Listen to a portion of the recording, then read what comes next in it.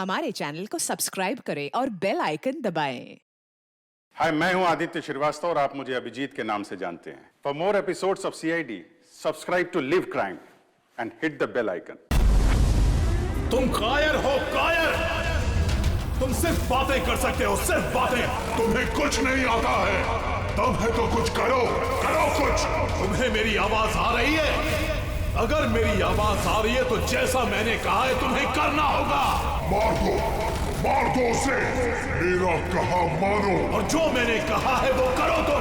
मार दो उसे। योर ऑनर, सारे गवाह और सबूत यही साबित कर रहे हैं कि खून प्रीतिका ने ही किए हैं। नहीं, जज साहब, ये सब झूठ है। झूठ तो आप बोल रही हैं प्रीतिका जी, खून आप ही ने किए हैं। नहीं जज साहब, मैं बेकसूर हूँ जज साहब, निर्दोष हूँ मैं। Your honour, your honour.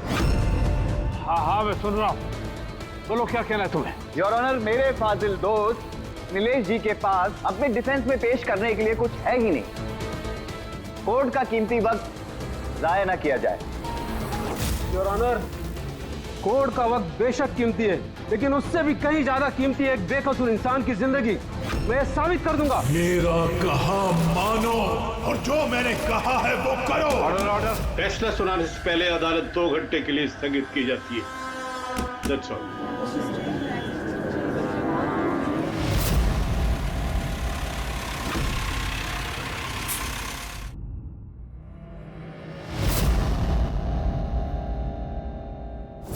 Shrikant, तुम्हें उसे मारना होगा। तुम कर सकते हो ये। उसे जिंदा रहने का कोई हक नहीं है। उसका मरना जरूरी है। मार दो श्रीकांत।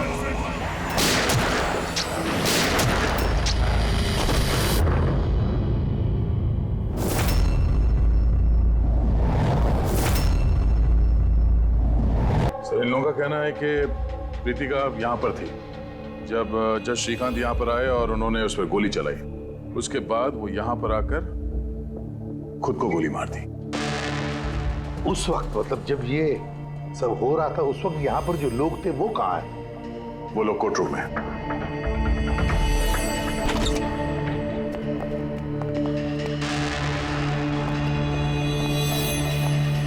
जरा डिटेल में बताइए, क्या हुआ यहाँ पर? सर, एक केस की सुनवाई चल रही थी। जज श्रीकांत जी की हालत कुछ ठीक नहीं लग रही थी। उन्होंने 2 घंटे का रिसेशन लिया और अचानक चेंबर में आए और उन्होंने अपने आप को और प्रीतिका को गोली मार दी। लेकिन वो गन तो रखते ही नहीं थे। उनके पास गन कहाँ से आई? ये तो हमें भी नहीं पता सर कि गन आई कहाँ से, लेकिन गन उनके पास थी जरूर सर। तो गन का इंतजाम पहले से कर रखा था। लगता है जज साहब ने पूरी प्लानिंग की थी कृतिका का खून करने की। लगता तो ऐसे ही है। वैसे जज साहब की इस केस में कोई पर्सनल इन्वॉल्वमेंट थी? नहीं सर, ऐसा तो कुछ भी नहीं था। कृतिका के साथ कोई व्यक्तिगत दुश्मनी? जज साहब तो बहुत ही सुलझे हुए इंसान थे सर। केस के हर एक पहलू पर बहुत ही बारीकी से गौर करते थे सर। मुझे पिछले कई दिनों से लग रहा था कि कुछ ना कुछ गलत जरूर है उनके साथ। मैम, क्या जज साहब की तबीयत ठीक नहीं थी? वो तो मुझे नहीं पता, लेकिन हाँ, उनको कुछ अजीब सी आवाजें सुनाई दे रही थी। वो सब हम एक बार। आ जाइए श्रीकांत, खाना लगा रही हूँ।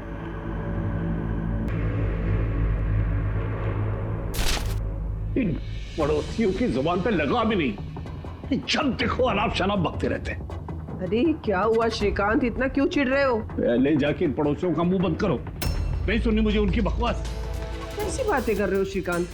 पड़ोसी के बेचारे पिछले 1 महीने से लंदन गए हुए हैं और उनकी आवाज यहाँ तक कैसे आ सकती है?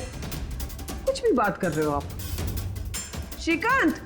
कौशल, पता नहीं श्रीकांत को क्या हो गया है, कुछ अजीब सा बिहेव कर रहे हैं। और पता है तुम्हें, उसे पड़ोसियों की आवाज सुनाई दे रही है जबकि वो घर बंद है, वहां पे कोई नहीं है।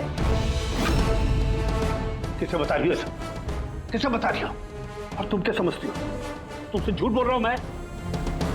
पूरा बात ऐसे नाटक बंद करो। बताओ, तुम लोगों ने इस घर में क्या छुपा रखा है? बताओ मुझे, बताओ। मैं सब जानता हूं, सब जानता हूं मैं। तुम मुझे पागल बनाने की कोशिश कर रही हो ना? हैं? श्रीकांत, ये तुम्हें क्या हो गया है? हाँ? अपनी हालत देखो क्या बना के रखी है। पर यहाँ पे कोई नहीं है, किसकी आवाज सुनाई दे रही है तुम्हें? सुनाई दे रही है, मुझे उनकी आवाजें सुनाई दे रही है। यही है, यही है। लेकिन मैं किसी की नहीं सुनूंगा, किसी की नहीं सुनूंगा। कहीं उन्हें कोई दिमागी बीमारी तो नहीं थी? नहीं सर, 15 अप्रैल तक तो ठीक थे, लेकिन हम रेड कैंडी हॉस्पिटल गए थे ना, उसके बाद ये सब कुछ होने लगा था उनके साथ। Red candy hospital? जी सर, इस हॉस्पिटल में चल के पता करते हैं कैसा क्या हुआ था वहां पे कि ये जज साहब अचानक ऐसा बर्ताव करने लगे। सर, इस केस में आखिर बचा ही क्या है? जिस आदमी ने खून किया उसी ने अपने आप को मार लिया। वही तो पता लगाना है ना फ्रेडी, वही तो पता लगाना है कि एक जज ने अपने सामने वाले आरोपी को गोली क्यों मार दी, खून क्यों किया, और तो और उसके बाद में अपने आप पर भी गोली चलाई। क्यों?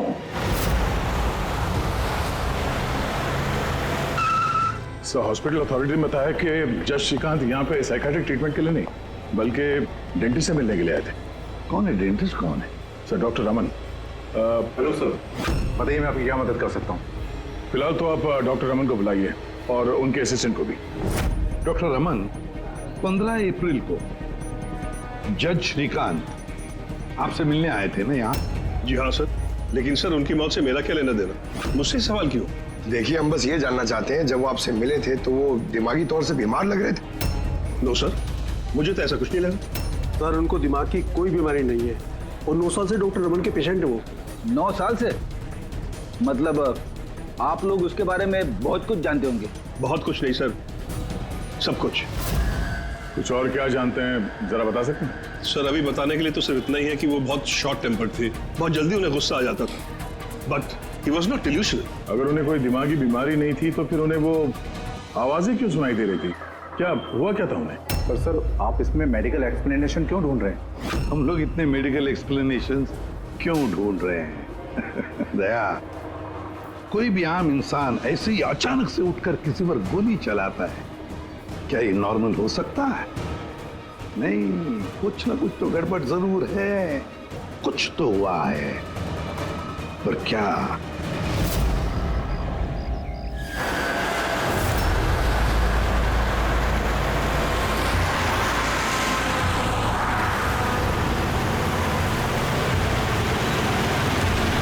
वीरेन, तुम बेकार की चिंता करते हो। धनंजय की सिक्योरिटी टीम हमारे साथ है, हम सुरक्षित पहुंच जाएंगे।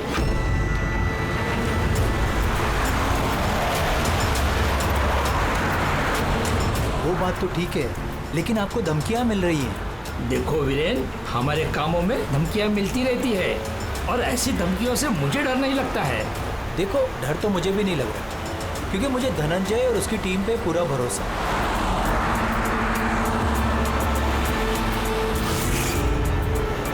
सर, हमने हॉल के 500 मीटर तक लोगों के जाने पर रोक लगा दी है और हर जगह सीसीटीवी से निगरानी की जा रही है।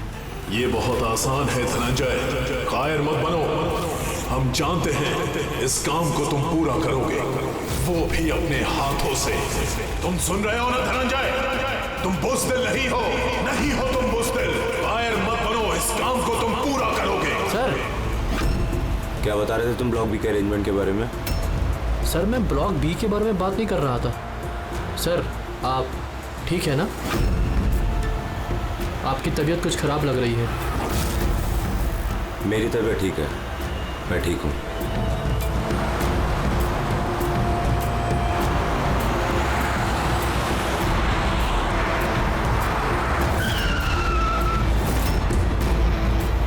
धनंजय, तुम्हें उसे मारना होगा।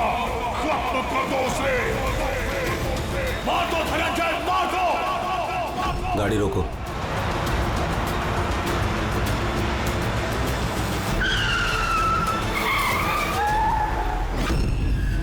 ये इसने गाड़ी क्यों रोक दी? सर क्या हुआ? शाबाश धनंजय, अपना मिशन पूरा करो, मार दो उसे। याद रहे धनंजय, तुम गायब नहीं हो, तुम ये कर सकते हो। धनंजय यहाँ क्यों आ रहा है? मार दो धनंजय, उसे गोली मार दो, सोचो मत। मैं देखता हूँ। ओके। क्या बात है धनंजय, गाड़ी क्यों रुकवा दी? धनंजय मारो गोली।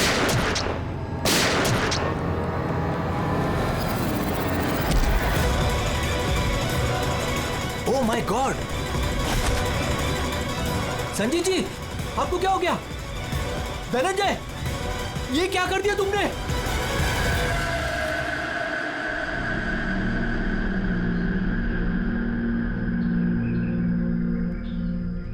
नेताजी के सिक्योरिटी का इंचार्ज वही था? जी सर, धनंजय जी वही इंचार्ज थे।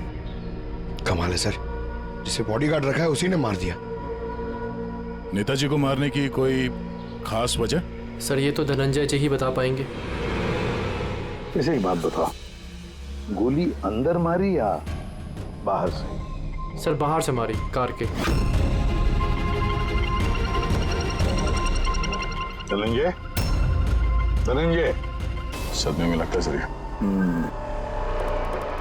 तुम लोग जा कहाँ रहे थे? सर नेताजी की चिल्ड्रन फाउंडेशन की मीटिंग थी, वहाँ जा रहे थे। हमारी गाड़ी आगे थी और नेताजी की कार पीछे, और मैं धनंजय जी से नेताजी की सिक्योरिटी के बारे में बात कर रहा था, पर ये मेरी बातों में ध्यान नहीं दे रहे थे और कुछ खोए खोए से लग रहे थे सर। इनके चेहरे में एक अजीब सी बेचैनी थी। मैंने उनसे पूछा कि क्या हुआ, तो कुछ बहकी बहकी सी बातें करने लगे। सर जब श्रीकांत के साथ भी तो ऐसा ही हुआ था। कहीं ये दोनों केस एक जैसे तो नहीं है? और कोई साथ में था नेताजी के? वीरेन जी सर। वीरेन जी? जी सर। आप नेताजी के साथ थे ना? हाँ सर, मैं ही था। नेताजी ने आपको कुछ बताया इस धनंजय के बारे में? सर नेताजी हमेशा धनंजय की तारीफ किया करते थे, उनकी जान को खतरा था। अभी कुछ दिन पहले ही धनंजय ने उनकी जान बचाई थी। बड़ी अजीब बात है सर, कुछ दिन पहले जिस आदमी ने नेताजी की जान बचाई, आज उसी ने उनका खून कर दिया। गोली मारने के बाद धनंजय ने भागने की कोशिश की? नहीं सर, खुद को गोली मारने की कोशिश की थी। सब बड़ी मुश्किल से सिक्योरिटी वालों ने उन्हें रोका था सर।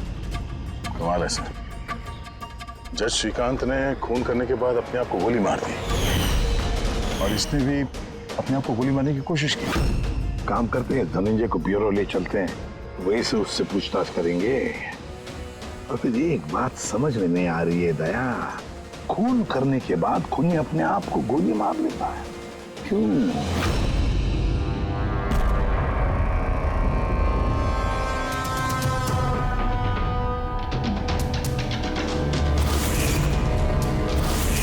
बस डॉक्टर बीना ये क्रिमिनल साइकोलॉजी में रिसर्च कर रही है। हाँ, इन्हीं दोनों केस के बारे में बता दिया? Yes boss.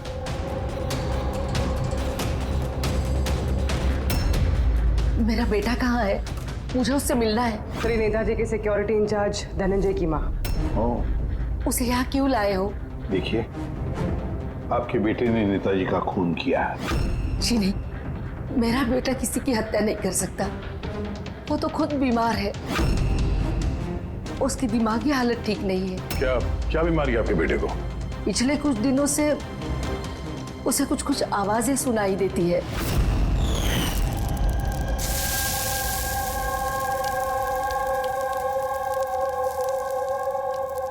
धनंजय, क्या बात है बेटा? बड़े परेशान लग रहे हो। ऑफिस में कोई प्रॉब्लम है क्या? कोई टेंशन? 2 दिनों से तुम मेरे साथ भी ठीक से बात नहीं कर रहे हो।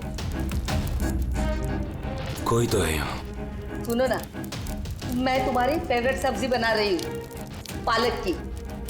इस घर में कोई तो है जो मुझसे बात कर रहा है। अरे मैं ही तो बड़बड़ा रही हूँ, दूसरा कौन बात करेगा घर में? कोई तो है हमारे अलावा इस घर में जो मुझसे बात कर रहा है। माँ, कोई तो है इस घर में हमारे अलावा। माँ, मुझे अजीब सी आवाजें सुनाई दे रही हैं। कोई मुझसे बात कर रहा है। हम दोनों के सिवा कोई नहीं है बेटा घर में। कोई है जो मुझसे बातें कर। बंद हो गई आवाज। फिर से आ रही है। कोई तो है माँ। कोई नहीं है, कोई नहीं है। अरे कोई तो है माँ यहाँ पर। कोई नहीं है बेटा, तुम यहाँ आ जाओ। लगता है तुम्हारी तबीयत ठीक नहीं है, हमें डॉक्टर के पास जाना चाहिए। लेकिन ऐसा तो स्किज़ोफ्रेनिया में होता है। स्किज़ोफ्रेनिया? हाँ, जैसे कि आप सभी लोग जानते हैं कि स्किज़ोफ्रेनिया एक मानसिक बीमारी होती है। ऐसे में पेशेंट को बहुत सारी आवाजें सुनाई देती हैं। लोग ना होने के बावजूद भी दिखाई देते हैं और पेशेंट अपने आप को मारने की कोशिश भी करता है। क्या आप मुझे बताएंगे कि इन दोनों पेशेंट की उम्र क्या थी? श्रीकांत जी की उम्र 50 साल और धनंजय 42 साल का। लेकिन इस उम्र में स्किज़ोफ्रेनिया नहीं होता। क्या मैं उनसे मिल सकती हूँ? मुझे पेशेंट से बात करनी है। हाँ बिल्कुल पूर्वी।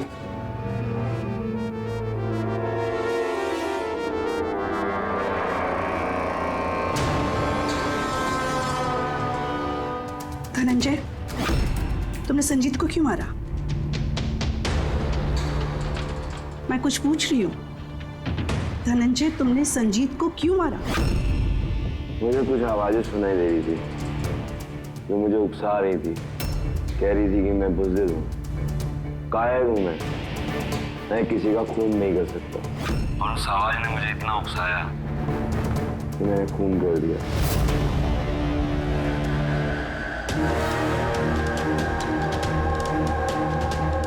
और ये तुम्हारा गाल?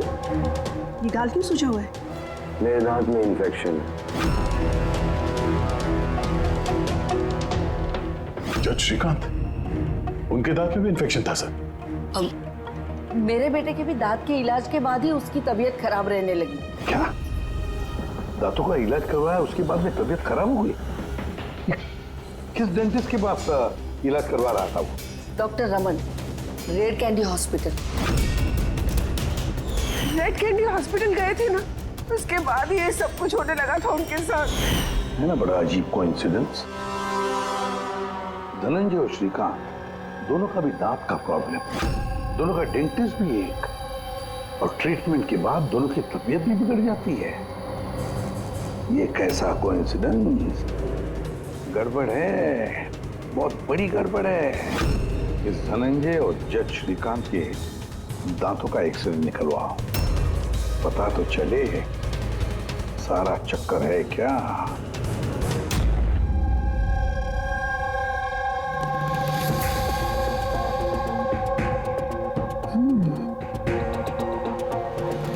ये क्या हो सकता है? सर, ये देखिए। क्या? ये मार्क्स। हाँ यार, दांतों में ये क्या है? फॉरेन ऑब्जेक्ट जैसा। एग्जैक्टली, ऊपर से दोनों आदमियों के दांतों में।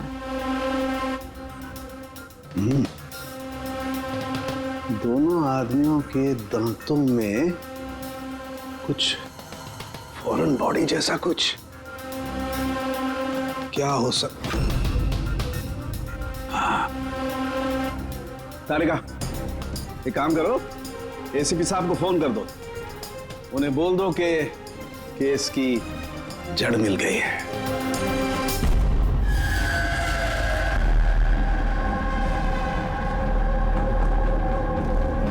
ये देखो बॉस, दोनों के दांतों में इस तरीके की चिप। ये तो बग है। हाँ, ये बग ही है। सर, ये तो जासूसी में इस्तेमाल होने वाला ट्रांसमीटर जैसा कुछ है। बॉस, इसके जरिए ही श्रीकांत और धनंजय को वो आवाजें सुनाई देती थी। तो ये चिप ट्रिगर का काम कर रही थी। इसी के जरिए वो उकसाने वाली आवाजें उनके कानों तक पहुंच रही थी और वो लोग किसी की जान तक लेने को मजबूर हो गए। मुझे तो लगता है ये काम डॉक्टर रमन का ही है। उन्होंने दांतों की ट्रीटमेंट की थी। पूछताछ करनी पड़ेगी डॉक्टर रमन से, और एक एक्सपर्ट को भी बुलाओ। ट्रांसमीटर के बारे में पूरी जानकारी लेते हैं उससे। डॉक्टर रमन, दांत में ट्रांसमीटर लगाने का काम कब से शुरू कर दिया आपने? ट्रांसमीटर? हाँ। किस ट्रांसमीटर की बात कर रहे हैं आप सर? उसी ट्रांसमीटर की बात कर रहे हैं जो जज श्रीकांत और सिक्योरिटी ऑफिसर धनंजय के दांत में फिट किया गया था। देखिए मेरा यकीन कीजिए, मैंने कोई ट्रांसमीटर नहीं लगाया है। ये क्या बकवास कर रहे हैं आप? डॉक्टर साहब दांतों में ट्रांसमीटर क्यों लगवाएंगे?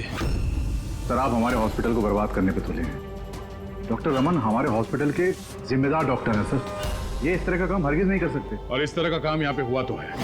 हमें श्रीकांत और धनंजय के दांत से ये ट्रांसमीटर मिला है और इन्हीं ट्रांसमीटर्स की वजह से वो दोनों भी स्किज़ोफ्रेनिक बन गए। सर वो दोनों मेरे बहुत पुराने पेशेंट हैं। श्रीकांत 9 साल और धनंजय 2 साल। सर भला मैं अपने पेशेंट के साथ ऐसा क्यों करूं? ये तो आप बताइए ना, क्यों लगाया ट्रांसमीटर? मेरा यकीन कीजिए, मैंने कोई ट्रांसमीटर नहीं लगाया। क्योंकि डॉक्टर रमन के पास ट्रांसमीटर बनाने और उससे मोलार इम्प्लांट्स की ट्रेनिंग ही नहीं है। ये सिर्फ डॉक्टर हैं, दांतों के अच्छे डॉक्टर। और सर हम यहाँ पे दांत लगाते हैं, बनाते नहीं। दांत तो बाहर से ऑर्डर देने पे आता है। कहाँ से ऑर्डर करते हैं आप ये दांत? डेंजा बायोकेयर। डेंजा बायोकेयर। रेडी पंकज, डॉक्टर रमन के चेम्बर्स अच्छी तरह से चेक करो, एक एक कोना छान मारो। और कितने लोगों के दांत इम्प्लांट किए हैं? जी लगभग 20 लोगों का। अच्छा, तुम सभी लोगों के नाम और पता चाहिए हमें। दया सर, हो सकता है इन 20 लोगों की जान को खतरा हो।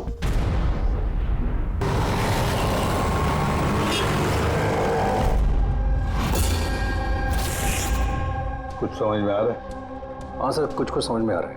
यही कि ये ट्रांसमीटर जितना छोटा है उतना ही पावरफुल है। कितनी रेंज है इसकी? सर इसकी रेंज यही कोई 15 से 20 मीटर है। यानी अगर इस ट्रांसमीटर से किसी को कम्युनिकेट करना है तो उसे 15 से 20 मीटर के दायरे में रहना होगा। इसकी फ्रीक्वेंसी हम लोग ट्रैक कर सकते हैं? बिल्कुल ट्रैक कर सकते हैं, लेकिन उसके लिए हमें पहले ये जानना होगा कि ये ट्रांसमीटर कितने हर्ट्ज पे काम करता है। तो पता लगाओ कितने हर्ट्ज पे काम करता है ये, क्योंकि फ्रीक्वेंसी हमारे लिए बहुत जरूरी है। जहाँ पर ये फ्रीक्वेंसी एक्टिव होगी वहीं पर हमारा खोज ही होगा। ठीक है सर, आप थोड़ा सा वक्त दे दीजिए, मैं जल्दी पता लगाने की कोशिश करता हूँ। ठीक है। ये कहानी आके रुक जाती डॉक्टर रमन के नाम पर। सारा का सारा शब्द डॉक्टर रमन पे ही है। लेकिन सर वो अपने पुराने पेशेंट का खून क्यों करेगा? हाँ सर, हॉस्पिटल एडमिनिस्ट्रेटर बता रहा था कि ऐसा ट्रांसमीटर बनाने की काबिलियत डॉक्टर रमन में नहीं है। तो शक के घेरे में तो ये कविता और वीरेन भी है। हो सकता है इनमें से किसी ने मारा। हो सकता है, बिल्कुल हो सकता है, लेकिन ये जो भी है वो 15 और 20 मीटर के दायरे में ही काम कर रहा है। जो 20 लोगों के बारे में क्या पता चला? नहीं सर, उनका आपस में कोई कनेक्शन नहीं है। यहाँ तक कि श्रीकांत और धनंजय ये भी एक दूसरे को नहीं जानते थे। फिर भी अभी उन 20 लोगों से जाकर मिलो, उनसे पूछो क्या उनके साथ भी वैसे हो रहा था जैसे धनंजय और श्रीकांत के साथ हो रहा था क्या? और एक बात, लॉर्ड चेम्बर और चेंबूर पता लगा वहां पर कितने सेलफोन एक्टिव थे उस खून के दौरान। और देख, उस दांत बनाने वाले कंपनी में जाकर पूछताछ करो, देखो कौन हो सकता है जो दांत में ट्रांसमीटर फिट कर सकता है।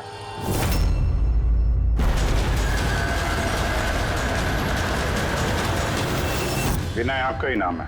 जी हाँ, मेरा ही नाम है। सॉरी मैंने आपको पहचाना नहीं। हम सीआईडी से। सर मुझसे कोई गलती हुई क्या?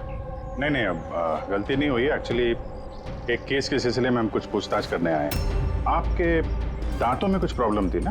हाँ, ये इलाज कहाँ कराया था आपने? रेड किडी हॉस्पिटल। इलाज के बाद से कुछ तकलीफ हुई है?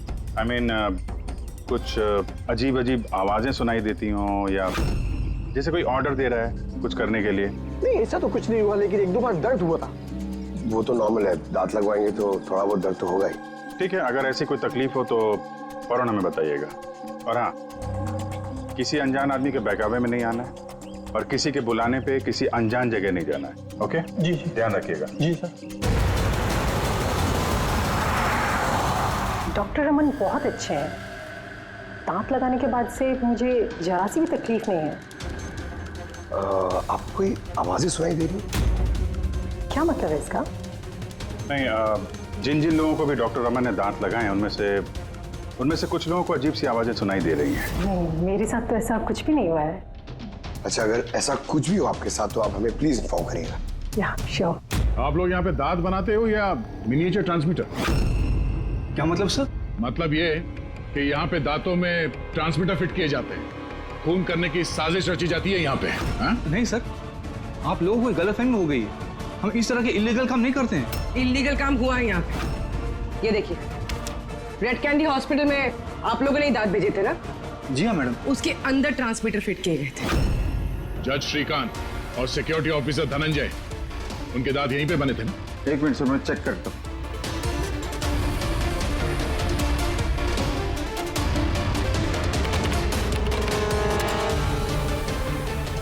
हाँ सर, दांत तो यही बने हैं, लेकिन अगर वो हमारी एम्प्लॉय रूपाली होती जिसने ये दांत बनाए हैं तो सच्चाई पता चल जाती। कहाँ है आपकी वो एम्प्लॉय रूपाली? वो तो कल रात गुजर गई। कैसे गुजर गई? उसे अस्थमा अटैक हुआ था, लेकिन हैरानी की बात तो ये है कि उसे कभी अस्थमा था ही नहीं। जी हाँ सर। उसके घर का एड्रेस देना सर। दांत कब लगवाया आपने? सर 2 महीने हो गए। कोई प्रॉब्लम हुई आपको? नहीं, कोई प्रॉब्लम नहीं सर, जब से दांत लगाया सब ठीक है सर। कुछ आवाजें सुनाई दे रही हो अजीब अजीब सी? नहीं सर, पर हुआ क्या सर? देखिए, रेड कैंडी हॉस्पिटल में जितने लोगों ने भी ट्रीटमेंट कराया उन्हें कुछ प्रॉब्लम्स हो रही हैं और उनमें से 2 जन की तो मौत भी हो चुकी है। सर मैं मरना नहीं चाहता सर। नहीं, आप घबराइए मत, ऐसा कुछ नहीं है। आपको कभी भी ऐसी कोई प्रॉब्लम हो कि कुछ अजीब अजीब सी आवाजें सुनाई दे रही हो, या फिर कोई ऐसा आदमी दिख रहा हो जो है नहीं, मतलब दूसरे बोल रहे हैं कि किससे बात कर रहे हो, तो अगर ऐसा कभी हो तो फौरन हमें कांटेक्ट करिएगा। और कितने लोग बचे पंकज? सर चेक करने के लिए और 5 लोग बचे हैं सर। 5 को भी जल्दी से जल्दी चेक करना होगा। क्या पता उस हत्यारे का अगला निशाना इन्हीं में से कोई हो। हाँ सर।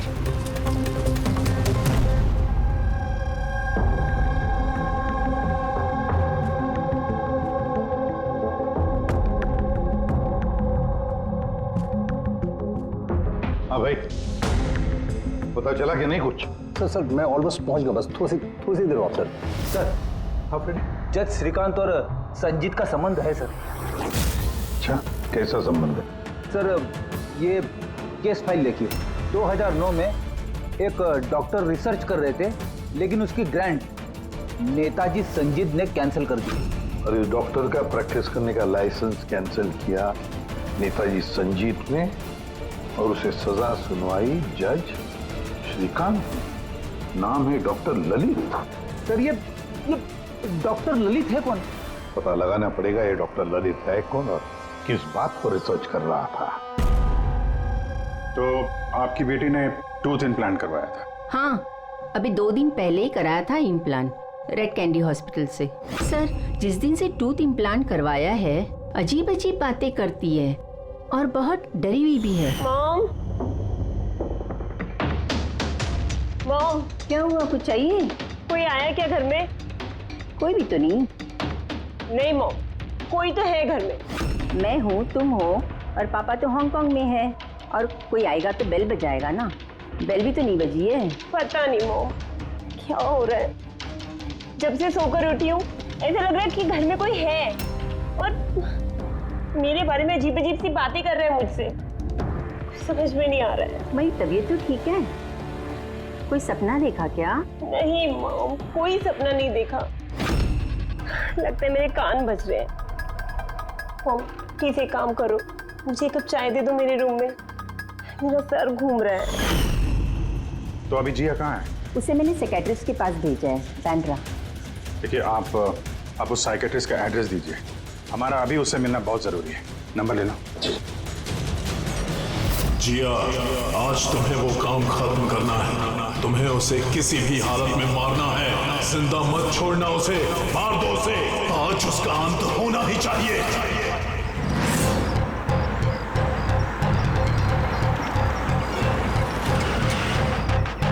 कहाँ जाएंगे मैडम? जेके मार्केट। उसे कहो तुम्हें जेके मार्केट जाना है। मैंने कहा मैडम कहाँ जाएंगे? जेके मार्केट। जी बैठिए।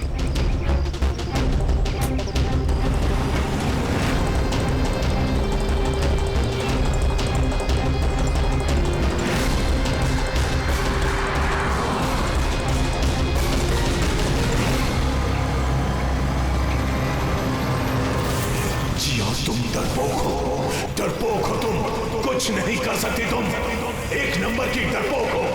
चुप, मैं डरपोक नहीं हूँ और मैं किसी को नहीं मार सकती। मैडम आपने मुझसे कुछ कहा? हाँ अब नहीं, मैंने कुछ नहीं कहा। नहीं, कुछ नहीं कहा मैंने। मैं कहाँ बात कर रही हूँ?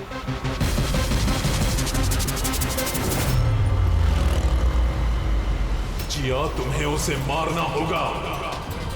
तुम उसे जिंदा नहीं छोड़ सकती। तुम्हें उसे मारना होगा जिया, मारना होगा तुम्हें। नहीं, मैं किसी का खून नहीं करूंगी, किसी का भी नहीं। अरे भैया, गाड़ी क्यों रोक दी? मैडम गाड़ी आगे नहीं जाएगी। क्यों नहीं जाएगी? मैंने कहा है मैडम, गाड़ी आगे नहीं जाएगी। अगर ले जाना ही नहीं था तो बैठाया क्यों? मैडम आप उतरती है या मैं गाड़ी से उतर जाऊं?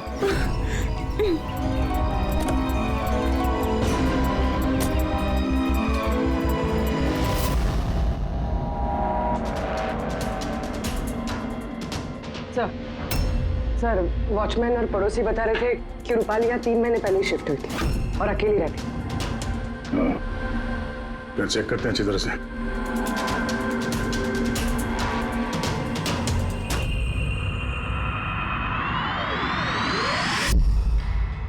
ये क्या है?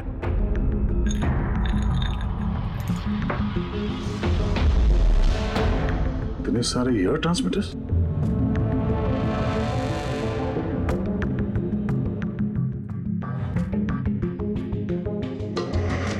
डॉक्टर रमन की पेशेंट्स की पूरी डिटेल्स भी है इसमें। ये देखो। सर ये जिया तो वही है जिसके बारे में अभिजीत सर ने हमें बताया था।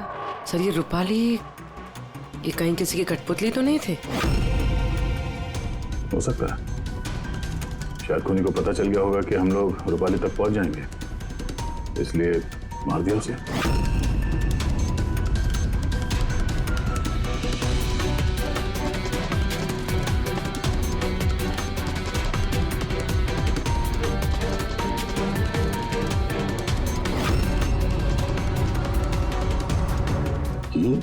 ये नेताजी, संजीत, वीरेन और जिया, इन तीनों के चेहरे पे रेड सर्कल। नेताजी के चेहरे पे क्रॉस मारा हुआ। नेताजी तो मारे गए, अब बचे ये वीरेन और ये जिया। मतलब अगला नंबर इनका है।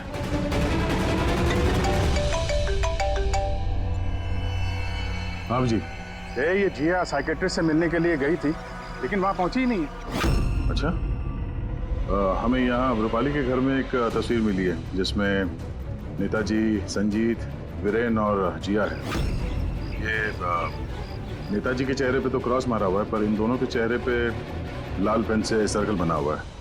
कहीं ऐसा तो नहीं कि ये जिया वीरेन को मारने के लिए गई है? एक काम करो, तुम वीरेन को अलर्ट करो, पता करो वो कहाँ है। तब तक मैं जिया की लोकेशन ट्रैक करता हूँ और हम लोग मिलते हैं। ओके? या सर, वीरेन को फोन लगा।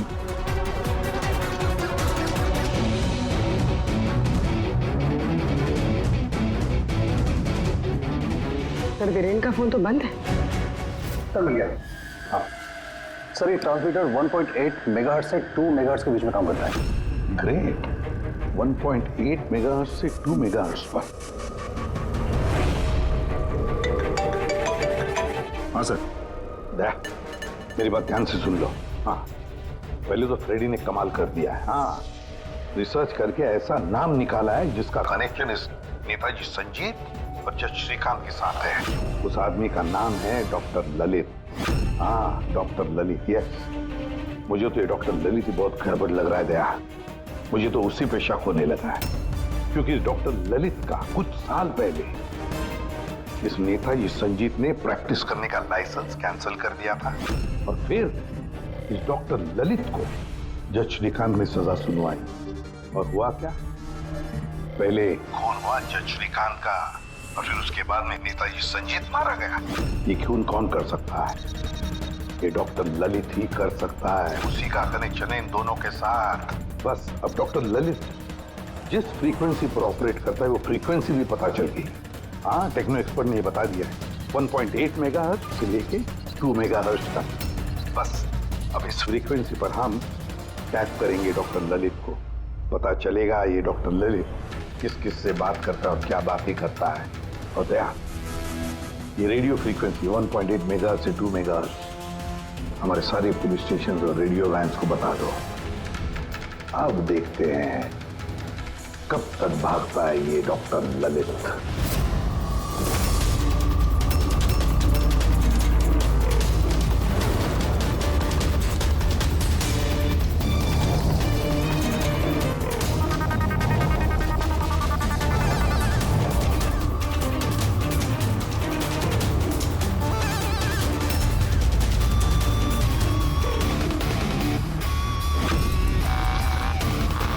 इस फ्रीक्वेंसी पे कोई हरकत नजर नहीं आ रही। जब भी बोलेगा पकड़ा जाएगा। पूरी मुंबई इस फ्रीक्वेंसी को हर 5 किलोमीटर में ट्रैक कर रही है। अगर जिया वीरेन को मारने निकली है तो वो खूनी 1.8 या 2 पे जरूर आएगा।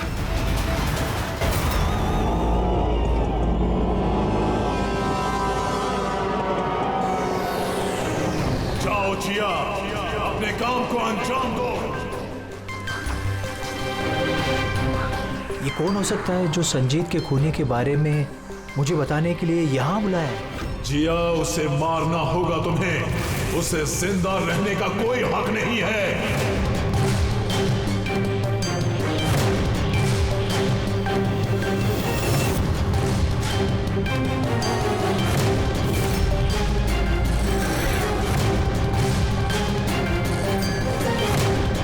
ज्यादा सोचो मत, मार दो जिया, उसे मार दो। उसे जिंदा रहने का कोई हक नहीं है। उसकी तरफ देखो, पहचानो उसे, वो तुम्हारे सामने है। Kill him। उसे जिंदा रहने का कोई हक नहीं। उसी की आवाज है। फ्रीक्वेंसी लोकेट करो। देखो, अपनी बैग से गन निकालो।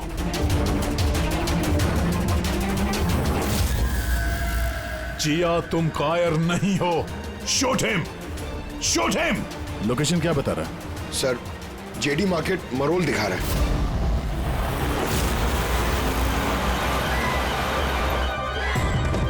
कम ऑन जिया, मारो, मारो उसे। सर ये क्या हो रहा है? ये मुझे क्यों मारना चाहती थी? किसी ने मुझे फोन करके बुलाया कि संजीत की खूनी के बारे में बताने वाली थी। घबराइए नहीं, ये सब एक प्लान था। आप अभी सेफ है, आप जा सकते हैं। Okay sir, thank you. तो खूनी यहीं कहीं होगा। भीड़ में मिक्सअप हो गया है। सिग्नल यहीं है, देखते हैं।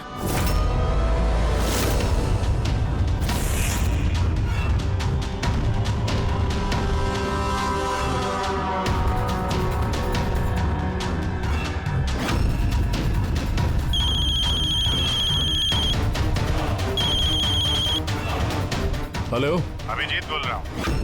कभी हमसे भी मिल लिया करो। अरे इधर उधर क्या देख रहा है? तेरे पीछे हूँ। डॉक्टर ललित।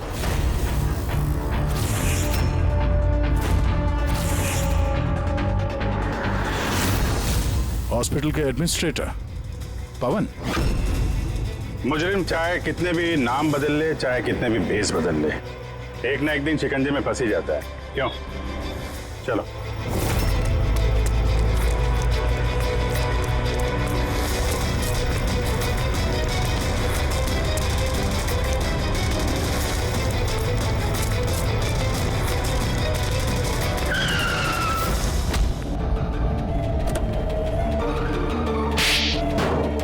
जज श्रीकांत और नेताजी संजीत, इन लोगों का खून क्यों करवाया तुमने? से बदला लेना चाहता था। बदला? लोगों ने मेरी जिंदगी बर्बाद कर दी थी। कैसा बदला? मैं एक होनहार डॉक्टर हूँ। मैं स्किज़ोफ्रेनिया नाम की बीमारी पर उसके ट्रीटमेंट के लिए एक्सपेरिमेंट कर रहा था, वो भी वर्थलेस लोगों पर। मेरी असिस्टेंट जिया ने एचओडी वीरेन को कंप्लेन कर दी और एचओडी वीरेन ने नेताजी संजीत से मेरी ऑफिशियल कंप्लेंट कर दी। और नेताजी संजीत ने तुम्हारा ये एक्सपेरिमेंट रुकवा दिया? हाँ, मेरा प्रोजेक्ट बीच में ही रुक गया। तो फिर जेल किस लिए गए थे तुम? मेरी लापरवाही की वजह से एक आदमी की मौत हो गई थी। जज श्रीकांत ने मुझे बिना कुछ सोचे समझे 10 साल की सजा दे दी। मेरे डॉक्टर होने का रुतबा छीन गया मुझसे। तो इन लोगों को मार के अपना खोया हुआ रुतबा हासिल कर रहे थे तुम। रमन और रूपाली, इन दोनों का क्या इन्वॉल्वमेंट था? जेल से बाहर आने के बाद मैंने अपने दुश्मनों को ट्रैक करना शुरू कर दिया। मैं उनके अंदर एक डिवाइस फिट करना चाहता था जिससे उनको कुछ पता ना लगे। डॉक्टर रमन और रूपाली मेरी इसमें मदद कर रहे थे। उन लोगों ने कैसी मदद की? जब श्रीकांत और जिया को दांतों में प्रॉब्लम थी, वो अपने चेकअप के लिए डॉक्टर रमन के क्लिनिक पे जाते थे। नेताजी संजीत के दांतों में कोई प्रॉब्लम नहीं थी, बल्कि उनके बॉडीगार्ड धनंजय को दांतों में प्रॉब्लम थी। मैंने उसे फ्री डेंटल चेकअप का लालच दिया और डॉक्टर रमन के क्लिनिक पे भेज दिया। डॉक्टर रमन ने उन्हें नया दांत लगाने की सलाह दी और मेरे कहने पे रूपाली ने उनके दांतों में डिवाइस फिट कर दिया। और रूपाली ये सब करने के लिए मान गई? हाँ, क्योंकि मैं रूपाली से प्यार करता था और दोनों ने मिलकर एक डेंटल क्लिनिक खोला था। रूपाली इस काम में मेरी मदद कर रही थी। तो फिर उसका खून क्यों किया तुमने? क्योंकि जब श्रीकांत और नेताजी के मरने से आप उस तक पहुंच जाते और वो मेरा नाम ले देती, इसलिए मैंने उसे हमेशा हमेशा के लिए चुप करा दिया। फिर बदला लेने के लिए क्या कुछ नहीं किया तुमने? इतनी सफाई से खून किए, तो फायदा क्या हुआ? आखिर में पकड़े गए ना? मेरा मिशन किसी को मारना नहीं था सर, मैं बस अपने आप को जीनियस साबित करना चाहता था। मैं चलते फिरते इंसानों को हथियार बना सकता था। अगर यही दिमाग किसी अच्छे काम में लगाते तो आज मुजरिम नहीं बनते और जिंदगी भर जेल की सलाखों के पीछे सड़ते नहीं। For more updates, subscribe to our channel, click the show links and enjoy watching the videos.